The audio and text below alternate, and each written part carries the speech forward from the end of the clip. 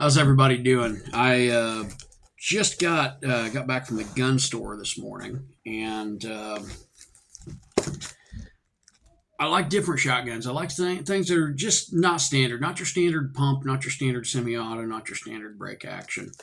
And I guess I should have added bolt actions in there as well. And, there's a lot of options, a lot of variety. And what I had ordered, kind of as a birthday present to myself, was an 1887 clone. Now, the reviews that I've read on this particular piece is that they're rather well made. Um, that it's a very close copy to the Winchester. Now, I don't have a Winchester to compare this to. These are just prior reviews that I've checked on this prior, before I bought this. Um, Now, it is kind of cool. I mean, I do like I like lever actions. I like shotguns, and I've got two other lever actions. I've got a Black Aces Tactical 12 gauge, and then I have Rock Island Armory 410 that looks similar to a 94. Now this has something that the Black Aces Tactical doesn't have, and that is, even though it's kind of small, that there is an exposed hammer here. So if I want to let this down, I can do that. Um, this is unloaded. You guys have seen that, but I just want to go ahead and make sure that everyone's cool with firearm safety. Now this thing is bulky. Uh, the pistol grip on this, I can barely. I've got small hands, but still, I can barely get my hand around the grip on that. Rather robust gun in general that I'm looking forward to trying out. Now this has I believe this is a cylinder bore barrel. There are some markings here.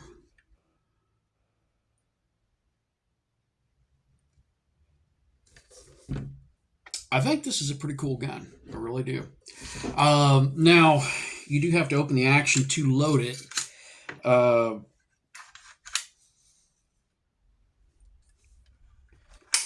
so, I'm not sure if that counts as a falling block or a rolling block. Um,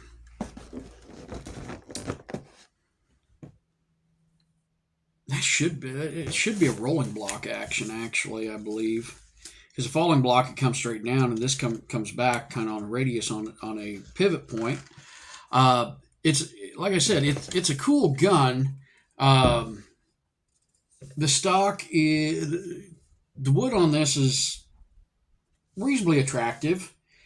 Um, doesn't have a heavy finish on it. I do like that. It's more like an oil finish. Um, it's got a plastic butt plate. I believe that's plastic. I could be wrong about that. That may be metallic.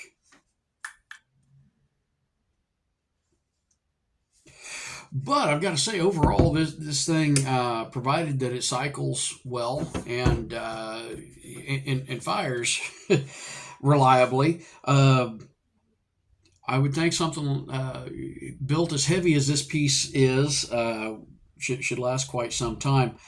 We'll be doing some videos on how on firing the piece. Just first impressions. I've got to say that I'm pretty happy with this for what it is, and something I've been wanting since, probably like a lot of people, seeing Terminator 2 when I was in, what was this, grade school, probably junior high.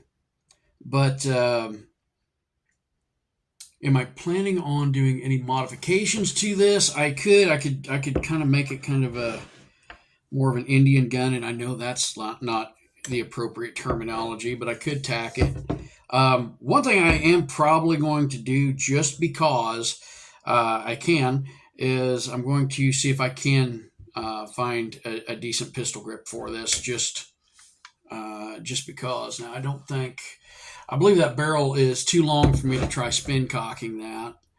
Um, but I've got to say that I do like it, and I do like having this. Like I said, even though it's kind of rudimentary, having control of that hammer there, at least for there we go. It's a little hard to just cock back, mostly because there's not a whole lot to get on there. Um, but interesting piece nonetheless. Like I said, we're going to be doing some videos on shooting this, as well as comparing this to some of the other lever action shotguns that I have. So call it a review on budget or entry level lever action shotguns. So you guys have a great one. Be sure to like and subscribe. Check out some of my other videos.